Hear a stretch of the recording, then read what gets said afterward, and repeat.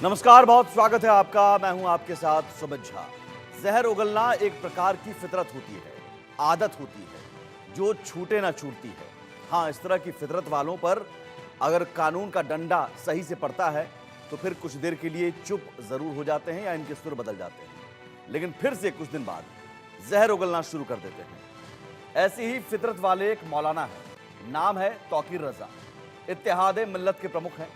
कभी अतीक अहमद के मारे जाने पर सीएम योगी आदित्यनाथ पर मुकदमा दर्ज कराने की बात करते हैं। कभी विश्व हिंदू परिषद और बजरंग दल इन्हें आतंकी संगठन नजर आते हैं।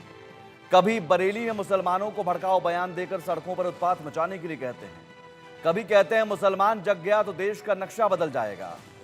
कभी द्रौपदी को लेकर एक विवादित बयान देते हैं, कभी पीएम मोदी को लेकर विवादित बयान, और अब एक बार फिर वक्फ बोर्ड में संशोधन बिल को लेकर जहर उगला है और दिल्ली आकर कानून तोड़ने की धमकी दी है। वक्फ पर चंद मौलानाओं की पकड़ ढीली पड़ता देख वैसे ही इनका दर्द रह रहकर निकल रहा है, लेकिन अब ये जो दर्द है वो जहरीले बयान में बदल रहा है। सवाल है कि ऐसे जहरीले बयान देने वालों की छूट क्यों दी जा रही है। एक साथ आओ और दिल्ली का घेराव करते हैं। देश के मुसलमानों को भड़काने की कोशिश करने वाले ये इत्तेहाद मिल्लत के प्रमुख तौकीर रजा हैं। वक्फ संशोधन बिल को लेकर जयपुर में मुस्लिम समाज की ओर से तहफ़्फ़ुज़े औक़ाफ़ कॉन्फ्रेंस का आयोजन किया गया। मकसद था केंद्र सरकार के लाए गए वक्फ संशोधन कानून 2024 का विरोध करना। इसी कॉन्फ्रेंस में जब तौकीर रजा ने बोलने के लिए मुंह खोला तो अपनी फितरत के मुताबिक फिर से जहर उगला। 24 तारीख को ये बात होगी, ये दिखाया जाएगा कि आज हम पूरे अपनापन के साथ आए हैं, हाथ में तिरंगा लेकर आए हैं, कानून अपने हाथ में नहीं लिया है, कानून के दायरे में आए हैं। लेकिन अगर हमारी बातें नहीं मानी गई तो 15 दिन के बाद फिर आएंगे और उस दिन तुम्हारी जिम्मेदारी होगी, उस दिन हम अपने तरीके से आएंगे। तौकीर रजा देश के मुसलमानों को दिल्ली का घेराव करने के लिए भड़का रहे हैं। ये पहली बार नहीं है जब तौकीर रजा ने भड़काऊ और माहौल खराब करने वाला बयान दिया है। दरअसल वक्फ पर सरकार संशोधन बिल लाई तो मुसलमानों के नाम पर सियासत करने वालों की जमीनें खिसकने लगी। तौकीर रजा के बयान में इसकी बौखलाहट भी साफ साफ नजर आ रही है। तौकीर रजा ने 24 नवंबर को दिल्ली का घेराव करने के साथ ही केंद्र सरकार को मांगे नहीं मानने पर कानून तोड़ने की धमकी भी दी। मैं कहना ये चाहता हूं कि जितने इजलास हो रहे हैं बहुत अच्छा हो रहा है, मैं बहुत खुश हूं, लेकिन मैंने बार बार कहा है कि इत्तेहाद के साथ काम करो। आपने अजमेर शरीफ में कर लिया, मैंने बरेली शरीफ में कर लिया, आपने जयपुर में कर लिया, इससे काम नहीं चलेगा। ऐसे कितने जलसे होते रहते हैं। हुकूमत आपकी इन तमाम साजिशों पर तवज्जो बिल्कुल नहीं देगी। अगर आपको अपनी बात मनवानी है तो उसके लिए ये जरूरी है कि तमाम मुसलमान मुत्तहिद होकर एक आवाज में एक साथ आओ और दिल्ली का घेराव करते हैं। वक्फ बोर्ड की आड़ में मुट्ठी भर मुस्लिम जमातों ने देश भर में 8 लाख एकड़ से ज्यादा जमीनों पर कब्जा किया है। किसी की भी जमीन को वक्फ बोर्ड का बताकर उस पर कब्जा कर लेते हैं। मौजूदा समय में वक्फ बोर्ड के पास किसी भी संपत्ति को वक्फ संपत्ति घोषित करने का अधिकार है।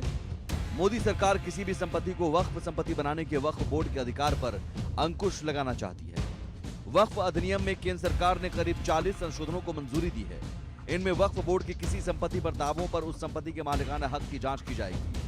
वक्फ संशोधन के बाद वक्फ की कब्जाई गई संपत्तियों का सर्वेक्षण का रास्ता साफ हो जाएगा और वक्फ ने जिन संपत्तियों पर अवैध कब्जा कर रखा है उन पर वक्फ बोर्ड का अधिकार नहीं रह जाएगा। वक्फ बोर्ड के फैसले के खिलाफ हाईकोर्ट में अपील की जा सकेगी, जिसका प्रावधान अब तक नहीं था।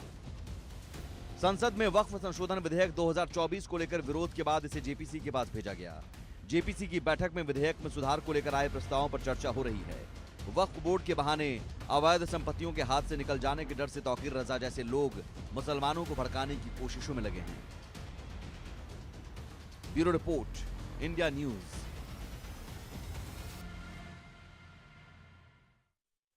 16 तारीख को दिल्ली में धर्म संसद बुलाई गई है और उसको लेकर क्या कुछ तैयारी हमारे साथ बातचीत करने के लिए ठाकुर देवकी नंदन में राज मौजूद है। क्या रहेगा पूरा खास सनातन को लेकर जो संसद बुलाई? 16 तारीख को तमाम धर्माचार्य, जगत गुरु शंकराचार्य, महामंडलेश्वर आदि सभी लोग उपस्थित हैं और वहाँ उसमें 3 मांग प्रमुख हैं। सनातन बोर्ड का निर्माण हो, कृष्ण भूमि के मंदिर का निर्माण हो और जिन लोगों ने प्रसाद में मिलावट की है उनको कठोर सजा मिले। और आपके चैनल के माध्यम से हम निवेदन कर रहे हैं, जितने भी सनातनी सुन रहे हैं, अपने अधिकार के लिए सभी लोग 16 तारीख को 16 नवंबर को दिल्ली खजूरी खास, जमुना खादर, शाहदरा पहुँचें, पुस्ता 4 पुस्ता 5 पे पहुँचें और अपनी आवाज़ को बुलंद करें। आपने कहा यूपी से इसकी शुरुआत होनी चाहिए। योगी सरकार है तो हम चाहते हैं कि उसका अगर प्रारंभ उत्तर प्रदेश सरकार करेगी तो एक अच्छा मैसेज सनातनियों के लिए पूरी दुनिया में जाएगा। 15,000 मौलवियों को दिए जाने की मांग हो रही है। 15,000 मौलवियों को दिए जाने की मांग हो रही है। मंदिर से जुड़े हुए लोगों को, सभी मंदिर के लोगों को भी वो 15,000 रुपये मिले जो मंदिर में काम करते, चाहे वो सेवक हो, पुजारी हो, कोई भी हो, सबको मिले। ऐसा कह रहे हैं दिल्ली घेर लो, क्या अरे उनको सजा मिलना चाहिए। तौर पर ठाकुर देवकी नंदन महाराज है और साफ तौर पे कहना है कि जो धर्म संसद का गठन किया जाए और निश्चित तौर पर जिसको लेकर अब ये मांग है वो उठाई जा रही है, जिसको लेकर 16 तारीख को दिल्ली में सभी सनातनों को बुलाया गया है और जिसके बाद फिर संसद गठन को लेकर ये मांग होगी। और साफ तौर पर उनको ये भी कहना है कि उत्तर प्रदेश से इसकी शुरुआत की जाए, इसके लेकर उन्होंने भी अपनी मांग उठाई। शौकीर अरशद के साथ रवि कुमार, इंडिया लखनऊ। और देश के सवाल में आज सवाल यही कि आखिर वक्फ बिल में संशोधन से परेशानी किसे हो रही है? क्या वक्फ के नाम पर मुसलमानों को भड़काना सही है? क्या महाराष्ट्र और झारखंड चुनाव के लिए मुसलमानों को भड़काया जा रहा है? क्या वक्फ के नाम पर केंद्र सरकार को धमकी वाले बयान से माहौल खराब नहीं हो रहा? तौकीर के खिलाफ ऐसे जहरीले बयान के लिए कानूनी कार्रवाई आखिर कब होगी? ये हेट स्पीच के दायरे में क्या नहीं आता है? और इसके लिए बाकायदा कानूनी कार्रवाई हो सकती है? इन्हीं सवालों के साथ आज शुरुआत करते हैं बहस की। डिबेट में जो पैनलिस्ट जुड़ गए हैं हमारे साथ, सबसे पहले आपका उनसे परिचय करवा दें। अनुरुद्ध प्रताप सिंह हैं, बीजेपी के प्रवक्ता। विजय कौशिक हैं, कांग्रेस के नेता। शौकत अली हैं, समाजवादी पार्टी के नेता। मौलाना साजिद राशिदी हैं, मुस्लिम धर्मगुरु। आचार्य शैलेश तिवारी हैं, हिंदू धर्मगुरु। बिलाल खान हैं, राजनीतिक विश्लेषक। सबसे पहले सवाल यही, अनुरुद्ध जी, राजस्थान में सरकार आपकी है, क्या ये हेट स्पीच के दायरे में नहीं आता है कि कानून तोड़ देंगे हम? सुमित जी, हेट स्पीच तो है ही है और उस पर जो सरकार को उचित कार्रवाई करनी होगी वो करेगी, लेकिन इसको समाज को भी देखना चाहिए और समाज के सामने इनको एक्सपोज करना चाहिए कि एक नए जिन्ना बन के एक आधुनिक भारत में नए जिन्ना के रूप में अपने को प्रस्तुत करना चाह रहे हैं। एक साहब तो हैदराबाद के अंदर हैं और एक ये हैं। ये बार बार आप देखिए तो इनका इंटेंशन ऐसा रहता है कि ये इस तरीके की स्पीच देंगे और ऐसे लोगों को इस तरीके से भड़काएंगे ये, क्योंकि इन्हीं लोगों की वजह से कहा जाता है कि एक साथ रहिए आप। अगर एक साथ आप नहीं रहेंगे तो सेफ नहीं रहेंगे, सिर्फ इन्हीं लोगों की वजह से। बाकी ये लोग क्या है, अपने ही समाज के लोगों को भड़काते हैं। ये क्या करते हैं कि ये यही लोग होते हैं जो कि याकूब मेनन के साथ खड़े हो जाएंगे, यही लोग होंगे जाकिर नाइक के साथ खड़े हो जाएंगे, यही लोग होंगे अबू सलेम के साथ खड़े हो जाएंगे। लेकिन अगर अब्दुल कलाम के साथ खड़े होना होगा तो नहीं खड़े होंगे। ये लोग ऐसे लोगों की हिम्मत बढ़ती कैसे है? कानूनी कार्रवाई कीजिए। नहीं, कानूनी का सुमित जी, आज का डिबेट का विषय बहुत जबरदस्त है आपका। कानूनी कार्रवाई होती है और कानूनी कार्रवाई होनी चाहिए, वो अलग विषय है, वो सरकारें करती रहे, लेकिन ये बड़ा सामाजिक मुद्दा है। क्योंकि ये लोग इस तरीके ताने बाने के रूप में जैसे कहते हैं कि गंगा जमुनी तहजीब की बात करते हैं। गंगा जमुनी वर्ड तो दारा सिकोली के, जिनको औरंगजेब उन्हीं का भाई फांसी पर लटका के शासन करता, और जब सड़क का नाम औरंगजेब से बदल के अब्दुल कलाम के नाम पे हो रहा था तो उसके बाद ये लोग छाती कूटने लगते हैं। तो इन लोगों के अंदर क्या है, एक ऐसी मानसिकता है जहां पे सनातन विरोधी हो जाते हैं, कहीं पे किस विरोधी हो। भाई वक्त जल्दी से रिएक्शन सबका मैं एक मिनट लूंगा, उसके बाद फिर विजय कौशिक। 10 सेकंड नहीं, मैं आता हूं सर दोबारा। पहले ओपनिंग में कमेंट सबका लेता हूं सबको, फिर उसके बाद डिबेट में ओपन करूंगा। विजय कौशिक जी, कांग्रेस के आपकी पार्टी के सांसद इमरान मसूद भी थे, उन्होंने भी इसी तरह का बयान दिया। कांग्रेस पार्टी समर्थन करती है इस तरह के भड़काऊ बयान को? देखिए, कांग्रेस पार्टी किसी भी तरह के भड़काऊ बयान का समर्थन नहीं करती, चाहे वो इमरान मसूद ने दिया हो, चाहे वो किसी अन्य। आप अपने सांसद पर कार्रवाई करेंगे? पार्टी कार्रवाई करेगी? नहीं, सवाल यह है कि अगर ये कानून व्यवस्था का मुद्दा है तो इसके लिए महाराष्ट्र सरकार कार्रवाई करेगी या मोदी सरकार कार्रवाई करेगी, और जब ये लोग नहीं, जयपुर में दिया गया है तो सरकार तो करेगी, मैं कह रहा हूं पार्टी स्तर पर, पार्टी स्तर पर। मेरी बात सुनिए। हाँ, पार्टी किस आधार पर उन्हें मुजरिम मान ले? पार्टी का जो संविधान है उसके मुताबिक जिस व्यक्ति को कोर्ट द्वारा दोषी करार दे दिया जाए उसको कांग्रेस पार्टी दोषी मानती है। अगर उन्होंने आप जयपुर कह में रहे हैं कोई कि ऐसे गलत बयान किया है, नहीं देने चाहिए, तो आप राजस्थान इस सरकार मुकदमा आप दर्ज इस करे। तरह के जहरीले बयान देने के राजस्थान पक्ष में सरकार मुकदमा आप दर्ज नहीं है करे। ना, आप बिल्कुल निंदा नहीं। करते हैं। मैं तो ये कह रहा हूँ, मेरी बात सुनिए।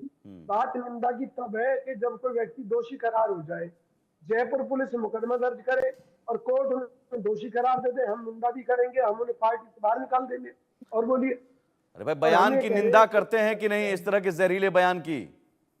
मेरी बात सुनिए, कांग्रेस पार्टी जब किसी के निजी बयान से कोई वास्ता नहीं रखती और अगर वो बयान गलत है समाज की नजरों में, क्योंकि मुझे पूरी जानकारी नहीं है कि उन्होंने क्या बयान दिया है। आपको सुनवाया, तो बार बार सुनवा देता हूँ कि भाई दोबारा बता दीजिए आप मुझे। हाँ, क्या कहा है? ठीक है, एक बार दोबारा अगर हमारे पास बयान है तो हम सुनवाने की कोशिश करते हैं। पीसीआर अगर बाइट है तो उसे प्ले किया जाए ताकि हाँ ठीक है, कुछ देर में हम सुनवाते हैं, कुछ देर में सुनवाते हैं, मंगवा लीजिए।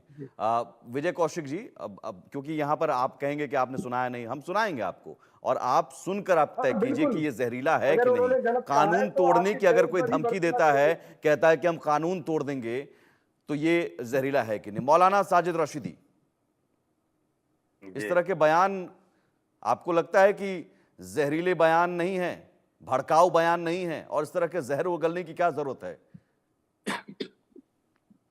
आपको मैं कुछ पिछले बयान कोड करके बताता हूं, आप फैसला कीजिए वो भड़काऊ है या ये भड़काऊ है। मुसलमान के दो स्थान, कब्रिस्तान या पाकिस्तान।